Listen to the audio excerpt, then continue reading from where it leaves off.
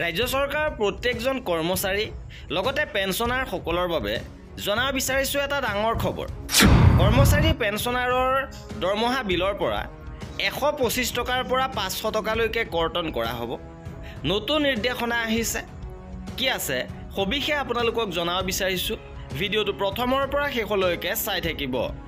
শেহতীয়াভাৱে অসম চৰকাৰৰ medical education and research ডিপাৰ্টমেণ্টৰ ফালৰ পৰা এই নটিফিকেশ্যনখন প্ৰকাশ কৰিছে, য'ত মুখ্যমন্ত্ৰী লোকসেৱক আৰোগ্য যোজনাৰ বাবে 25-26 বিত্তীয় বৰ্ষত কৰ্তন হ'বলগীয়া নিৰিখ প্ৰকাশ কৰিছে। সেই অনুসৰি গ্ৰেড 4 এমপ্লয়ীৰ ক্ষেত্ৰত 125 টকা, গ্ৰেড 3ৰ 225 টকা, গ্ৰেড 2ৰ 325 টকা আৰু গ্ৰেড 1ৰ 500 টকাকৈ প্ৰতিমাহে কৰ্তন কৰা হ'ব। পেঞ্চনাৰসকলৰ বাবে ছাবস্ক্ৰিপশ্যনৰ হাৰ বছৰি বা এককালীন জীৱনকালীন ছাবস্ক্ৰিপশ্যন হ'ব, যিটো বাৰ্ষিক ছাবস্ক্ৰিপশ্যনৰ 10 গুণ 10 বছৰ বৰঙণি হ'ব। পেঞ্চনাৰৰ ক্ষেত্ৰত অৱসৰৰ সময়ত গ্ৰেড বাৰ্ষিক বা এককালীন জীৱনকালীন ছাবস্ক্ৰিপশ্যনৰ হাৰৰ বাবে বিবেচনা কৰা হ'ব।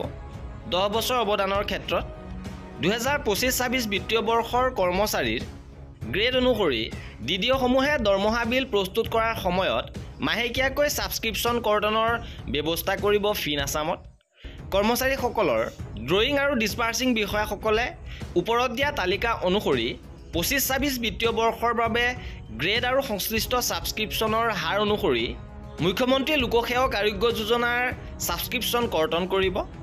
যিসকল কৰ্মচাৰী মুখ্যমন্ত্ৰী লোকসেৱক আৰোগ্য যোজনাত অন্তৰ্ভুক্ত হ'বলৈ ইচ্ছুক নহয় আৰু অপ্ট আউট কৰিব বিচাৰে, অৰ্থাৎ যিসকলে মুখ্যমন্ত্ৰী লোকসেৱক আৰোগ্য যোজনাৰ ছাবস্ক্ৰিপশ্যন ল'ব নোখোজে, তেওঁলোকৰ পৰা এই কৰ্তন কৰা নহ'ব। আৰু এয়া আছিলে এই নটিছখনৰ বিষয়বস্তু। কৰ্মচাৰী পেঞ্চনাৰৰ সকলো খবৰ পাই থাকিবৰ বাবে আমাৰ চেনেলটো ছাবস্ক্ৰাইব কৰি ৰাখিব। ভিডিঅ'টো শেষৰলৈকে চোৱাৰ বাবে বহুত ধন্যবাদ।